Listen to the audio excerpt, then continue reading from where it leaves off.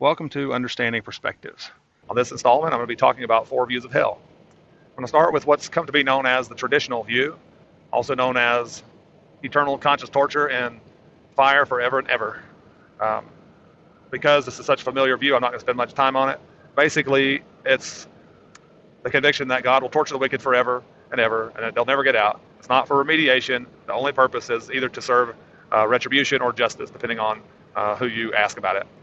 Um, the second view is the metaphorical view, and this is similar to the traditional view in that they also think that it lasts forever, and that it's consciously endured, and it's horrible torture. But because of the different imagery that's used in the Bible, other than just fire, such as it being dark, and people associate fire with giving off light. They say, well, it must not be a literal fire, because if it's literal fire, it wouldn't be dark there. And so, since it's dark, these images must be metaphorical in some sense, and they would basically just say it's still eternal conscious torture, but there may be other elements to it, regret and mental anguish and things like that, in addition to just physical pain. And so it's also terrible.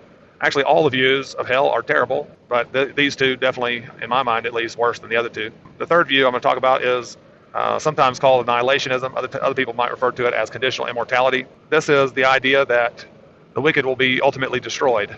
They may, and they will actually, suffer for some period of time consciously after the resurrection and the judgment, but they will be destroyed permanently, so that they'll actually be dead and unconscious after some finite period of conscious pain. People that hold this view normally do not assert that there's known duration of how long it's going to take.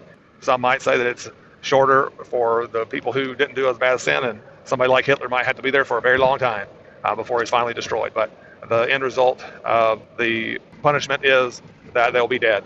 And that is how that they will be excluded from the presence of the Lord, is that they won't exist anymore. That's the conditional immortality annihilation view.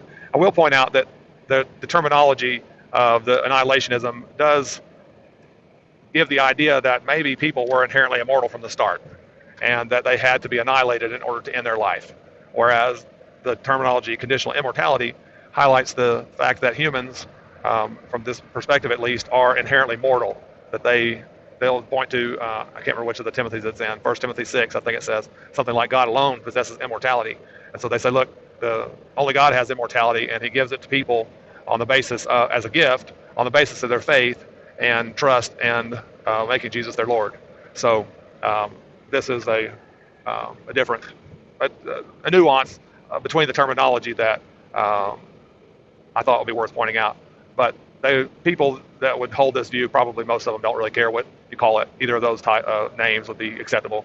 The fourth view that I'm going to discuss is known as universalism, or maybe universal reconciliation, something like that. There's different names that people give to it, but the idea, regardless of the name, is that while hell is terrible, it is a temporary place where people will be thrown into this fire or some kind of torture for some period of time to receive just punishment for what they've done, and to give them opportunity to repent even during their punishment, so that everybody will eventually be saved.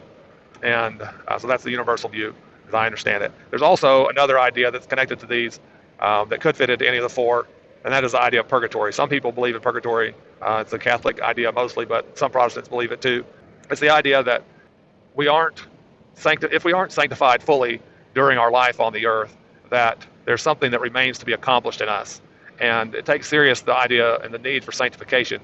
It's basically the idea that after you die, that whatever needed to be completed in you to conform you to the image of Christ, that whatever remains to be completed that wasn't completed while you're alive, that would need to happen after you die. And that it isn't just a miraculous, instantaneous thing. You could have just been like the thief on the cross. He'd been wicked right up until he was being punished for his crimes. And now suddenly he somehow has developed in his right character as a person who had been serving God for 50, 60, 70, 80 years on the earth after their conversion, and all the development that they go through, that would just be accomplished instantaneously and miraculously by God when they're resurrected. Some people think that's just kind of ridiculous, and that if that is possible, then what's the big deal of all the sanctification that happens during your life? Why bother? And so that could be accompany any of the other four views. But that's what the range of the perspectives is, as I understand it, from a Christian perspective. And I will be doing other videos about this topic and discussing various verses from the different perspectives, and how it is that people can read the same scriptures and come away with different conclusions that are very different conclusions. In this case, hopefully that was helpful. Like and subscribe if you would, and join us next time when we talk about hell even more. God bless you.